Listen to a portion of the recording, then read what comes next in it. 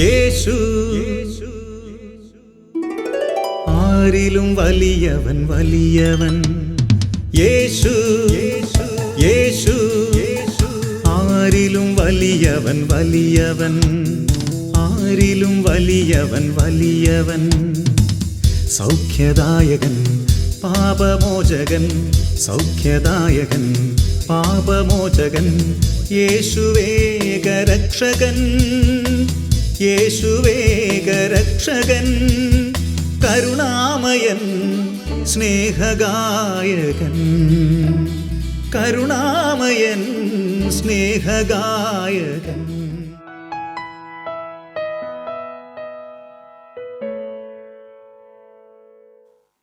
Hallelujah, praise the Lord. നിരന്തരമായിട്ട് ശാലോമിലൂടെ യേശു ആരിലും വലിയവൻ എന്ന ഈ വചന ശുശ്രൂഷയിൽ പങ്കെടുത്ത് അനുഗ്രഹിക്കപ്പെടുന്ന ലക്ഷക്കണക്കിന് ആളുകളുണ്ട്.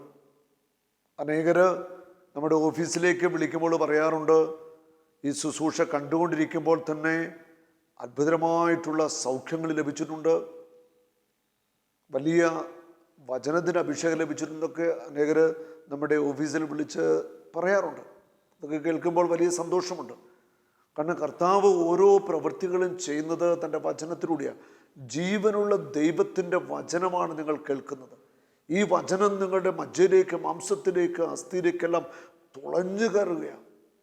ഈ വചനം നിങ്ങളുടെ ഹൃദയത്തിലേക്ക് തുളഞ്ഞു കയറുകയാണ്. നിങ്ങളുടെ രോഗമുള്ള ആ ശരീരഭാഗത്തിലേക്ക് ദൈവത്തിൻ്റെ വചനം കടന്നു വരിക.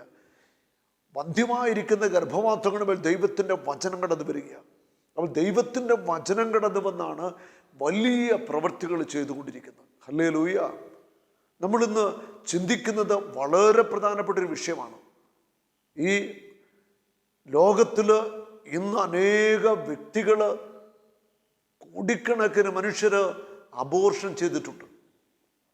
അബോർഷൻ ചെയ്ത കോടിക്കണക്കിന് സ്ത്രീകളുണ്ട്. വിവാഹത്തിനു മുമ്പ് ഗർഭം ധരിച്ച് അബോർഷൻ ചെയ്തവർ, വിവാഹം കഴിഞ്ഞതിന് ശേഷം അബോർഷൻ നടത്തിയവർ. അങ്ങനെ ലോകത്തിൽ ഈ നിഷ്കളങ്കമായ രക്തം വീണ് ഈ ലോകം ശരിക്കുമെന്ന് ഒരു ശാപത്തിൻ്റെ കെണി തന്നെയാണ്. അതുപോലെ നിരപരാധികൾ വധിക്കപ്പെടുന്നു ബോംബ് സ്ഫോടനങ്ങളിൽ. നമുക്കറിയാം, എത്രയോ രാജ്യങ്ങളിലാണ് നിരപരാധികളായ നിഷ്കളങ്കരായ ക്രൈസ്തവരെ കൊന്നൊടുക്കുന്നു. എത്രയോ രാജ്യങ്ങളിൽ ബോംബ് സ്ഫോടനങ്ങളിൽ നിരപരാധികളായ മനുഷ്യർ മരിച്ചു വീണു. അത് നിഷ്കളങ്കമായ രക്തം ഈ ഭൂമിയിൽ വീണ് ഈ ഭൂമിയിൽ നിന്ന് ശാപഗ്രസ്തമായിക്കൊണ്ടിരിക്കുക. ഈ ഭൂമിയിൽ നിന്ന് ജീവിക്കാൻ പോലും പറ്റാത്ത വണ്ണം ഒരു ശാപം കടന്നു വന്നിരിക്കുക. ഈ ലോകത്തിൻ്റെ മേൽ കരുണയായിരിക്കാനായിട്ട് നമുക്ക് നിരന്തരമായിട്ട് പ്രാർത്ഥിച്ചുകൊണ്ടിരിക്കാം. ഈ കഴിഞ്ഞ ദിവസം ലോകത്തെ ശക്തമായിട്ട് നിയന്ത്രിക്കുന്ന ഒരു രാജ്യത്തിൻ്റെ പ്രസിഡന്റ് പറഞ്ഞ വാക്കുകൾ ഇതാണ്. അബോർഷനെ കുറിച്ച് പറഞ്ഞ വാക്കിതാണ്: ഒരു കുഞ്ഞ് ഒരമ്മയുടെ ഗർഭപാത്രത്തിൽ ഭ്രൂണാവസ്ഥയിലായിരിക്കുമ്പോൾ അതൊരു മനുഷ്യ വ്യക്തിയാണെന്ന് ഞാൻ വിശ്വസിക്കുന്നില്ല. ഒരു രാജ്യത്തിൻ്റെ പ്രസിഡന്റ് പറഞ്ഞ വാക്കുകളായത്. എത്രയോ വേദന നിറഞ്ഞ വാക്കുകളായത്. ദൈവവചനം എന്താ പറയുന്നത്? ഒരമ്മയുടെ ഗർഭപാത്രത്തിൻ്റെ ഒരു കുഞ്ഞ് പിറക്കുമ്പോൾ തന്നെ ആ കുഞ്ഞ് ഒരു വ്യക്തിയാ, ദൈവത്തിൻ്റെ ജീവനും ദൈവത്തിൻ്റെ ആത്മാവുമുള്ള വ്യക്തി. 10 മാസക്കാലം അമ്മയുടെ ഗർഭപാത്രത്തിൽ ജീവിച്ച് ആ ഗർഭപാത്രത്തിൽ വളർന്ന് ഈ ഭൂമിയിലേക്ക് പിറന്നു വരുന്ന ഒരു മനുഷ്യ കുഞ്ഞ്. ഹല്ലേലൂയ. ആ ദൈവത്തിൻ്റെ സൃഷ്ടിയാ. ഈ ഭൂമിയിലെ പൂർണ്ണ മനുഷ്യനാരാ? ഈ ഭൂമിയിൽ പിറന്ന പൂർണ്ണ മനുഷ്യനാരാ? കർത്താവായ യേശു ക്രിസ്തുവാ. ദൈവം ആദത്തെ മണ്ണുകൊണ്ട് രൂപപ്പെടുത്തി ജീവശ്വാസമുതി തൻ്റെ രൂപത്തിലും ഛായയിലും സൃഷ്ടിച്ചു ദൈവം. അപ്പം ആദം എന്ന വ്യക്തി ദൈവത്താൽ സൃഷ്ടിക്കപ്പെട്ട വ്യക്തിയാണ്, ക്രിയേറ്റഡാ. മണ്ണിൽ നിന്ന് രൂപപ്പെടുത്തി ജീവശ്വാസം കൊടുത്ത വ്യക്തിയാണ്. ആദം ഒരമ്മയുടെ ഗർഭപാത്രത്തിൽ ജനിച്ചില്ല. 10 മാസം അമ്മയുടെ ഗർഭപാത്രത്തിൽ കിടന്നില്ല.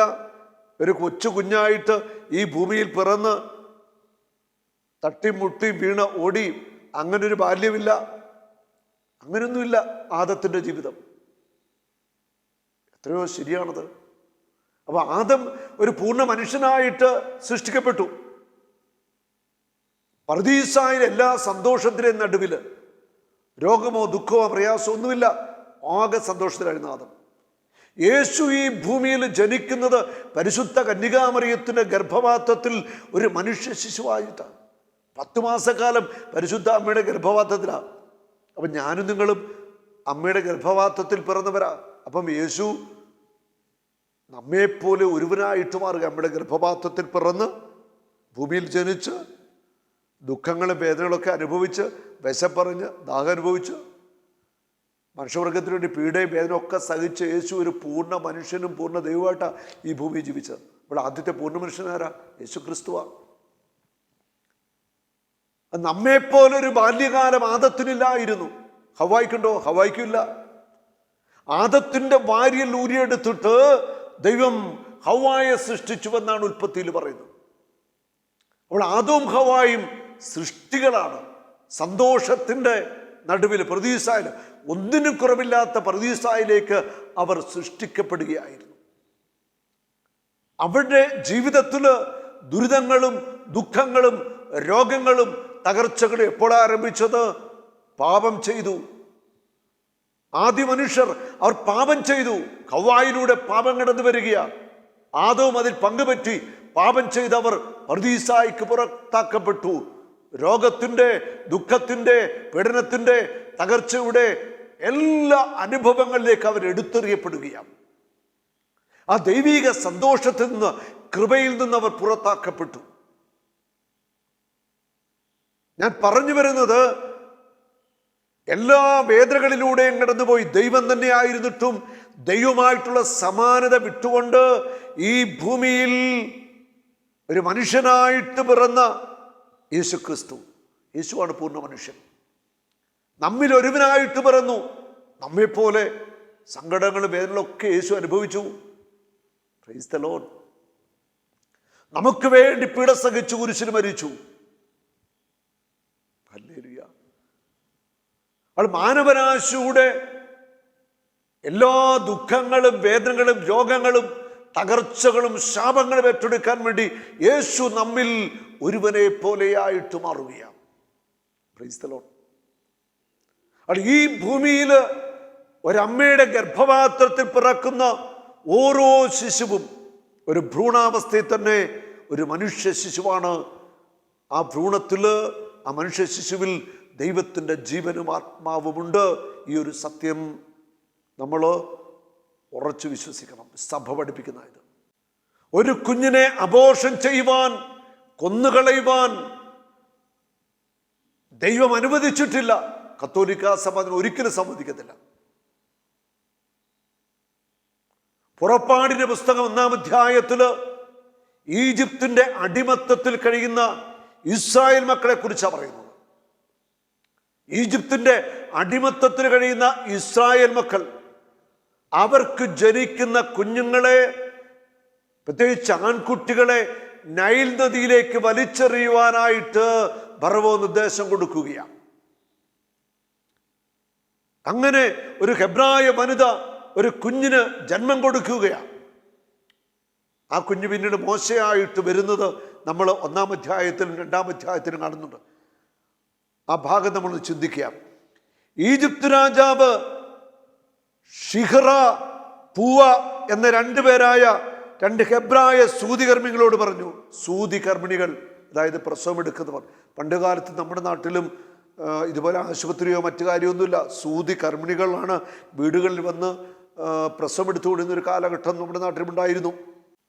അപ്പോൾ ഈജിപ്തിൻ്റെ രാജാവ് പറയുക, നിങ്ങൾ ഹെബ്രായ സ്ത്രീകൾക്ക് പ്രസവ ശുശ്രൂഷ നൽകുമ്പോൾ ശ്രദ്ധിക്കുക, പിറക്കുന്നത് ആൺകുട്ടിയാണെങ്കിൽ അവനെ വധിക്കുക. പിറക്കുന്നത് ആൺകുട്ടിയാണെങ്കിൽ അവനെ വധിക്കുക, കൊന്നുകളയണം അപ്പോൾ തന്നെ, അല്ലെങ്കിൽ നൈൽ നദിയിലേക്ക് വലിച്ചെറിയണം. ഞാൻ ഏതാനും നാളുകൾക്ക് മുമ്പ് വായിച്ചറിഞ്ഞ ഒരു സംഭവമാണ്. ഒരു സ്ഥലത്ത് ജനിക്കുന്ന പെൺകുഞ്ഞുങ്ങളെ അപ്പോൾ തന്നെ എന്തോ ചെടിയുടെ വിഷം തൊണ്ടയിലേക്ക് ഒഴിച്ചു കൊടുത്ത് പെൺകുഞ്ഞുങ്ങളെ കൊന്നുകളയുന്ന ഒരു സംഭവമൊക്കെ ഇങ്ങനെ കേൾക്കാനായിട്ട് ഇടയായിട്ടുണ്ട്. അതുപോലെ ചിലർ ഗർഭപാത്രത്തിലുള്ളത് പെൺകുഞ്ഞാണെന്ന് തിരിച്ചറിഞ്ഞു കഴിഞ്ഞാൽ ആ കുഞ്ഞിനെ അബോർഷൻ ചെയ്ത് കളയുന്നവർ. ഇത് ക്രൂരതയാണ്. നിങ്ങളുടെ കുടുംബത്തിൽ ഏറ്റവും അനുഗ്രഹിക്കപ്പെട്ട കുഞ്ഞിനെയാണ് നിങ്ങൾ കൊന്നുകളയുന്നത്. ഒന്നിട്ട് അനുഭവങ്ങൾ ഞാൻ പങ്കുവയ്ക്കുന്നു.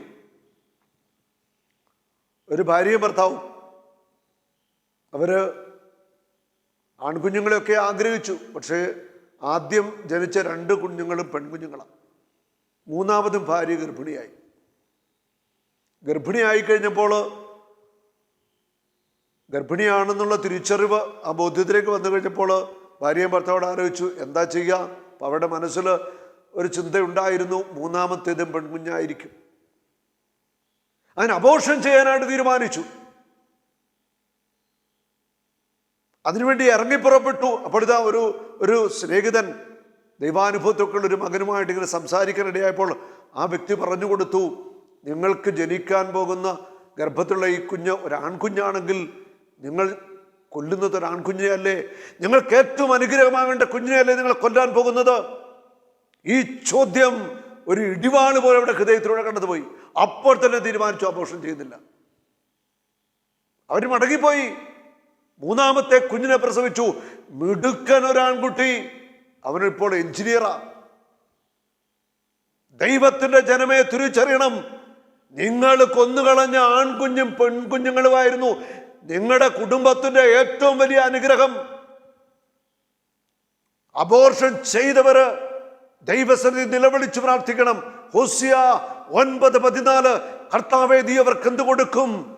ഞാൻ അവർക്ക് അലസിപ്പോകുന്ന ഗർഭപാത്രം കൊടുക്കും, വരേണ്ട സ്ഥലങ്ങൾ നൽകും, അവരോട് ഞാൻ കരുണ കാണിക്കത്തില്ല. അബോർഷനെ കുറിച്ച് ഹൃദയത്തിൽ പോലും ചിന്തിക്കാനായിട്ട് പാടില്ല. ദൈവം തരുന്ന കുഞ്ഞുങ്ങളെ സന്തോഷത്തോടെ പ്രാർത്ഥിച്ചൊരുങ്ങി സ്വീകരിക്കാൻ ഓരോ അപ്പനും അമ്മയും തയ്യാറാവണം.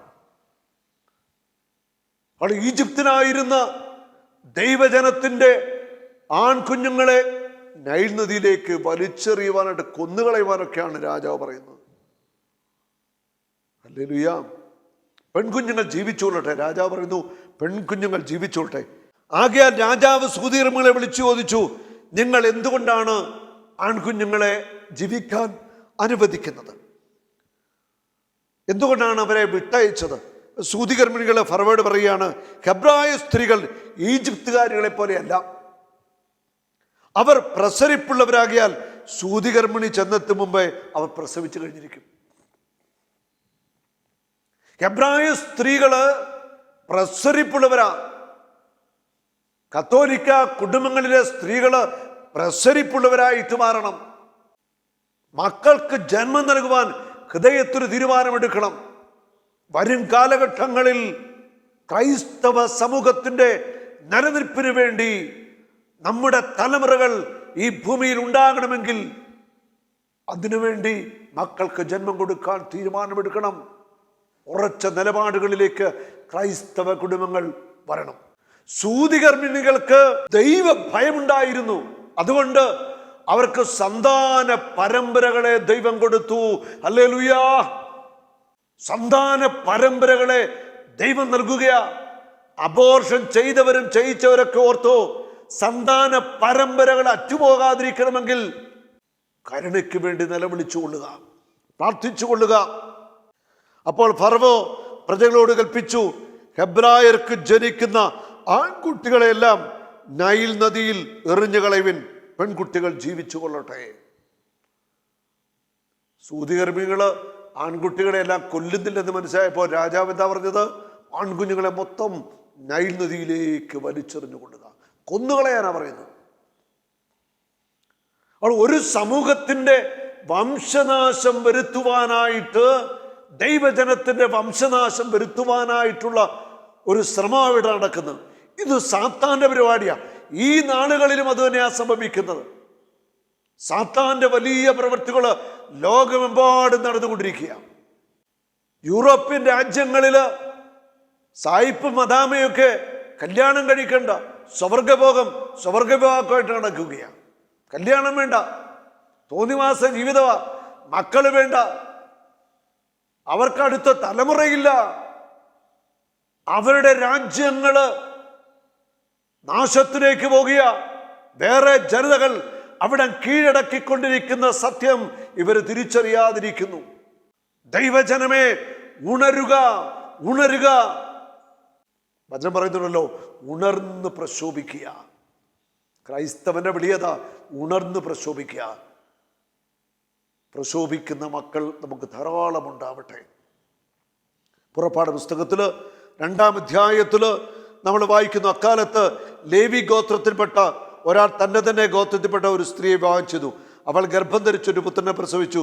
ശിശു കോമണായിരുന്നതിനാൽ അവൾ അവനെ 3 മാസം രഹസ്യമായി വളർത്തി. 3 മാസക്കാലം ഈ കുഞ്ഞിനെ രഹസ്യമായിട്ട് വളർത്തി. ഒരു ദിവസം ഇവർ ബുദ്ധിപൂർവം ഒരു കാര്യം ചെയ്യാണ്. ഫറവോയുടെ മകൾ കുളിക്കാൻ വരുന്ന നൈൽ നദിയുടെ ഭാഗത്ത് അവിടെ ഈ കുഞ്ഞിനെ വിടുവാനായിട്ട് കളിമണ്ണ് കൊണ്ട് താറുപൂശിയ ഒരു പേടകമുണ്ടാക്കി, ഒരു ചെറിയ കൊട്ടയുണ്ടാക്കി. എന്നിട്ട് ഈ കുഞ്ഞിനെ അതിനകത്ത് കിടത്തി. എന്നിട്ട് നദീതീരത്തുള്ള ഞാങ്ങണ ചെടികൾക്കിടയിൽ പേടകം കൊണ്ടുവന്ന് വെച്ചു. അത് അമ്മയുടെ ബുദ്ധി. എന്നിട്ട് അകലെ മാറി നോക്കിയിരുന്നു. ഫറവോയുടെ മകള് കുളിക്കാൻ വന്നപ്പോൾ ഇതാ ഒരു കുഞ്ഞിന്റെ കരച്ചില്. കൂടെ ഉണ്ടായത് തോഴിമാര് പോയി നോക്കി, കോമളനായൊരു കുഞ്ഞ്. ഈ കുഞ്ഞിനെ ഫറവോയുടെ മകള് കൊണ്ടുപോവുകയാണ്, ഏറ്റെടുക്കുകയാണ്. എന്നിട്ട് പറഞ്ഞു, ഈ കുഞ്ഞിനെ മുല കൊടുത്ത് വളർത്താൻ, പാല് കൊടുത്ത് വളർത്തുവാനായിട്ടൊരു ഹെബ്രായ സ്ത്രീയെ ഏൽപ്പിക്കാൻ. ഈ കുഞ്ഞിൻ്റെ അമ്മയുടെ കയ്യിൽ തന്നെ ഈ കുഞ്ഞിനെ എത്തിച്ചേരുക. അങ്ങനെ ഈ കുഞ്ഞിനെ അവൾ വളർത്തി. ആ കുഞ്ഞ് വലുതായി. നമ്മൾ പുറപ്പാട് 2-ാം അധ്യായത്തിൽ 10-ാമത്തെ വചനം പറയുന്നു, ശിശു വളർന്നപ്പോൾ അവൾ അവനെ ഫറവോയുടെ പുത്രിയുടെ അടുക്കൽ കൊണ്ടുവന്നു. അവൾ അവനെ പുത്രനായി സ്വീകരിച്ചു.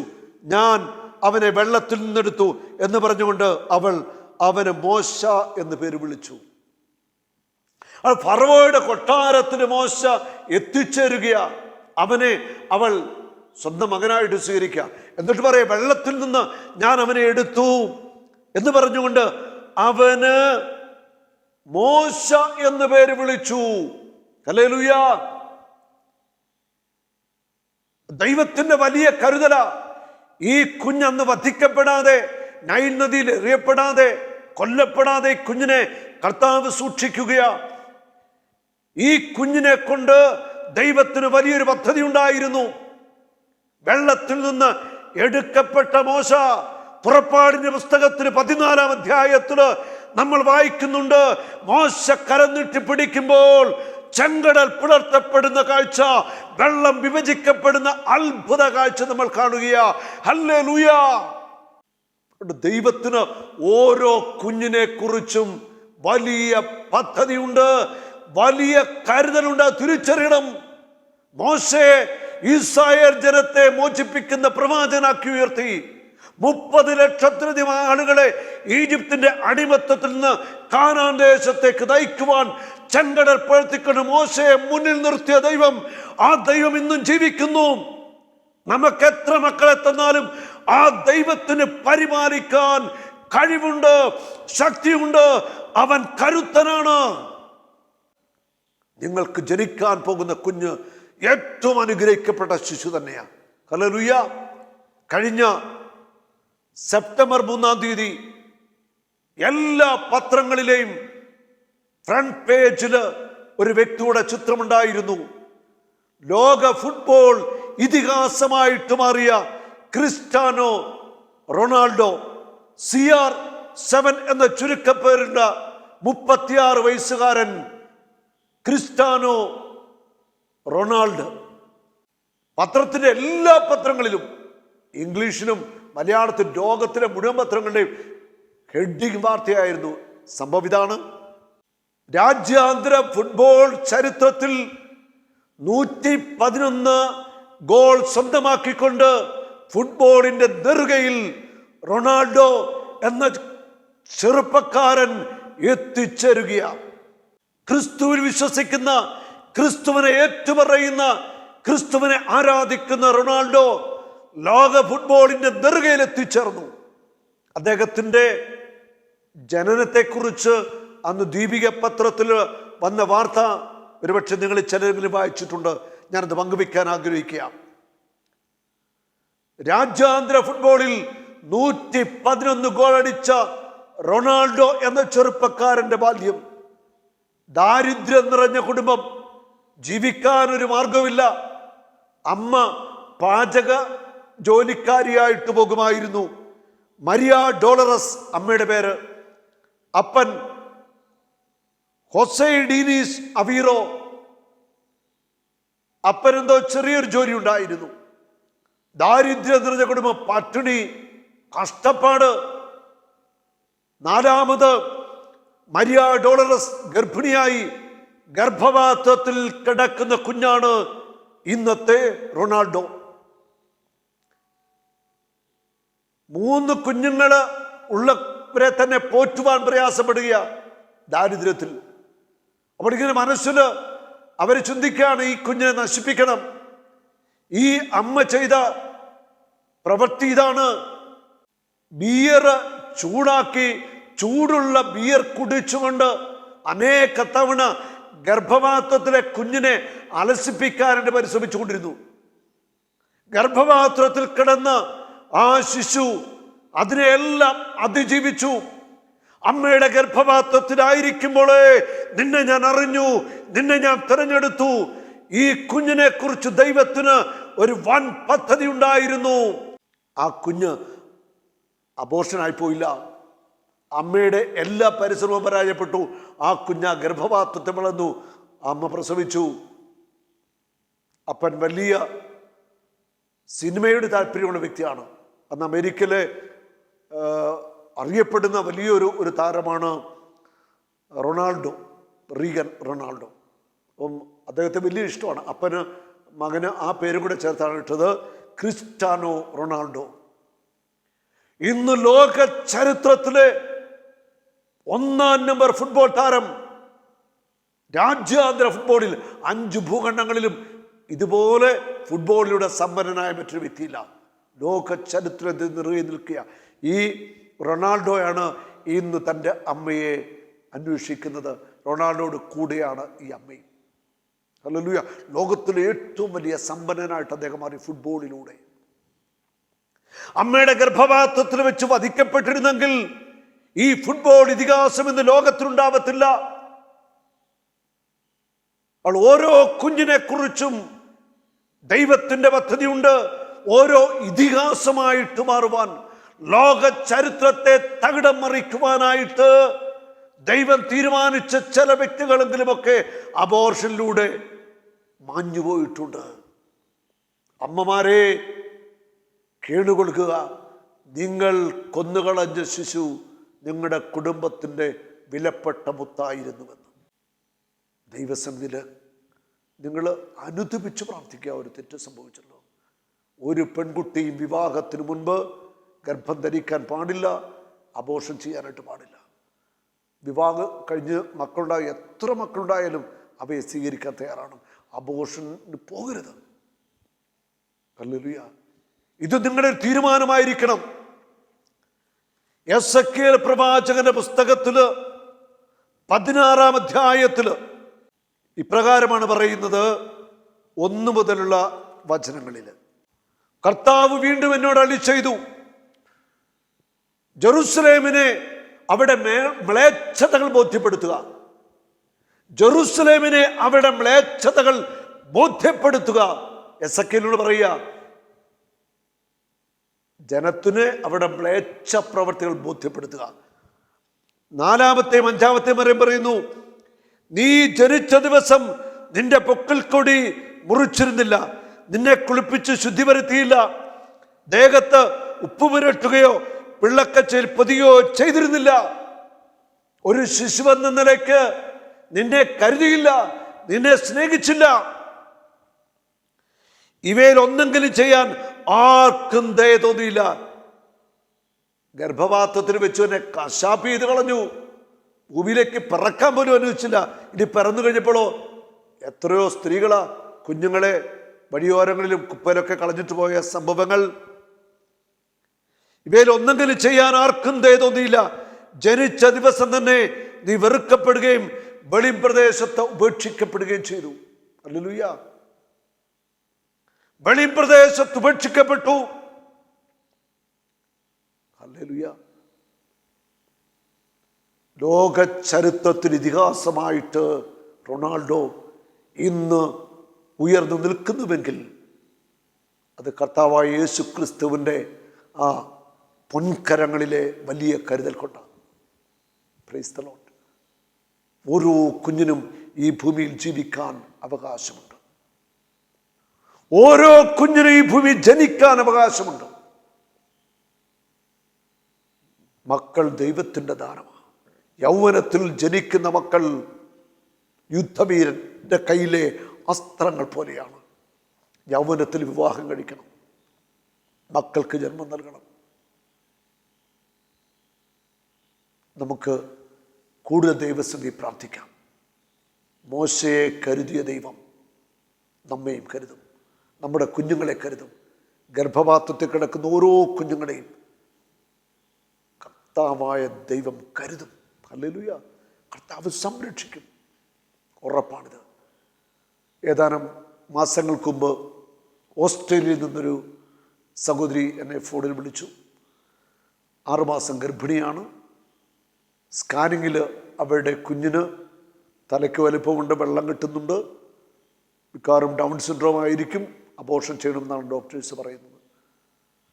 എന്നെ വിളിച്ച് സംസാരിച്ചു. ഞാൻ പറഞ്ഞു പ്രാർത്ഥിക്കാം, കർത്താവ് ഒരു അത്ഭുതം ചെയ്യും.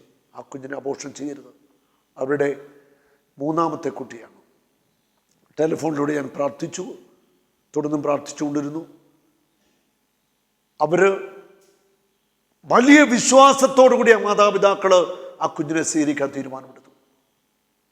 പ്രാർത്ഥനയിലായിരുന്നവർ അനേകർ പ്രാർത്ഥിച്ചിട്ടുണ്ട്.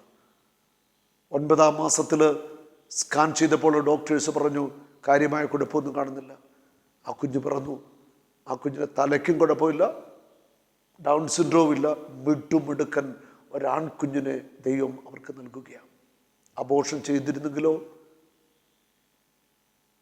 ഡോക്ടേഴ്സിൻ്റെ വാക്ക് കേട്ട് അബോർഷൻ ചെയ്തിരുന്നെങ്കിൽ മിടുക്കൻ ഒരാൺകുഞ്ഞിനെ അവർക്ക് നഷ്ടപ്പെടുമായിരുന്നു.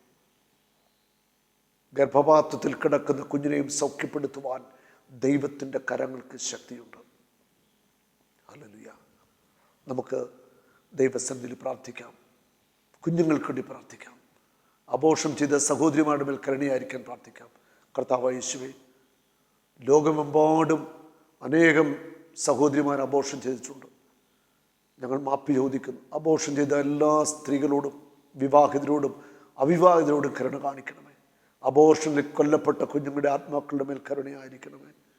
എൻ്റെ കർത്താവേ, എൻ്റെ ദൈവമേ, മാനവരാശിയെ ശിക്ഷിക്കരുതേ, കരുണ കാണിക്കണമേ.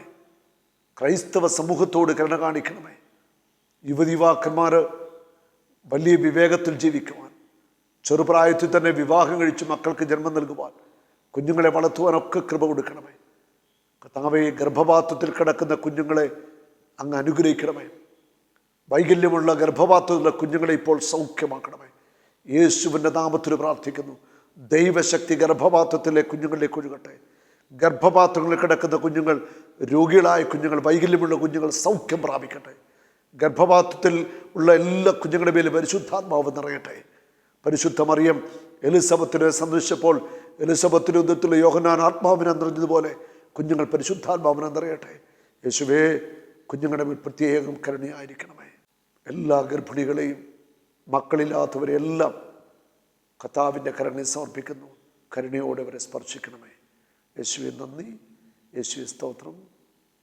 ആമേൻ. യേശുവേ യേശുവേ നീ മാത്രം ഉന്നതൻ. യേശുവേ യേശുവേ നീ മാത്രം രക്ഷകൻ.